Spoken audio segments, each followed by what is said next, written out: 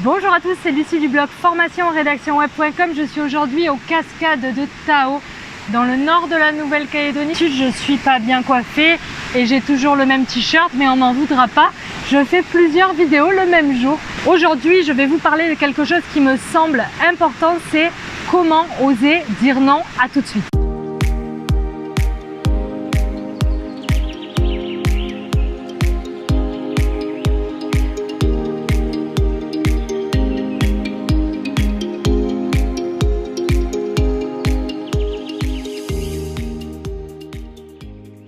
Alors, il y a un truc qui n'arrête pas de revenir en ce moment, ce sont les rédacteurs qui n'osent pas dire non à leurs clients.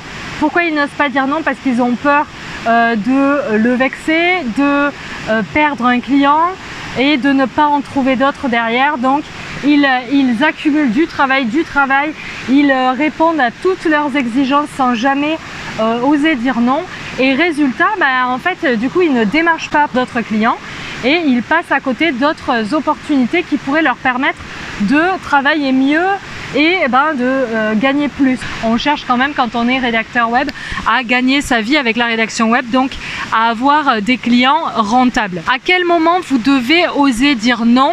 Eh bien, quand votre client abuse. Il y a beaucoup trop de clients qui à la base vous demandent un article et puis qui finalement vous disent eh bien oui, je veux bien que tu me conseilles sur les mots-clés, le planning éditorial. Alors vous y allez pensant que ça va vous faire plus de travail et effectivement ça vous fait plus de travail et à un moment on se retrouve bloqué, on n'ose pas dire au client oui mais ce que tu m'as proposé de faire, je vais bien le faire, c'est très bien mais ça a un coût et ce coût là vous devez le proposer en tarification à l'heure étant donné que vous êtes freelance et que vous devez évaluer le temps que ça vous prend et la valeur de ce que vous apportez. Donc quand vous faites de l'insertion d'images, de l'optimisation du maillage interne, de la recherche de mots-clés, un planning éditorial, de l'analyse de site, tout ça a un coût et vous devez proposer un tarif horaire pour toutes ces prestations. Voilà, donc vous ne devez pas avoir honte de dire stop. N'ayez pas peur de dire stop à un client qui abuse. Alors bien sûr, faites-le avec les formes. Ce que je conseille toujours, c'est de démarcher. Vous continuez avec votre client, vous commencez à lui faire comprendre que il faudrait peut-être passer à la vitesse supérieure et vous rémunérer pour le travail que vous faites. Et si vous savez que c'est un client qui n'a pas de budget et que vous voulez continuer à travailler un petit peu avec lui pour vous faire la main, dans ce cas-là, vous démarchez à côté et dès que vous voyez que vous avez d'autres clients, eh bien vous expliquez à votre client, voilà, j'ai d'autres opportunités, donc soit tu me rémunères pour le travail que je fais, soit je vais voir ailleurs puisque j'ai d'autres clients qui sont intéressés.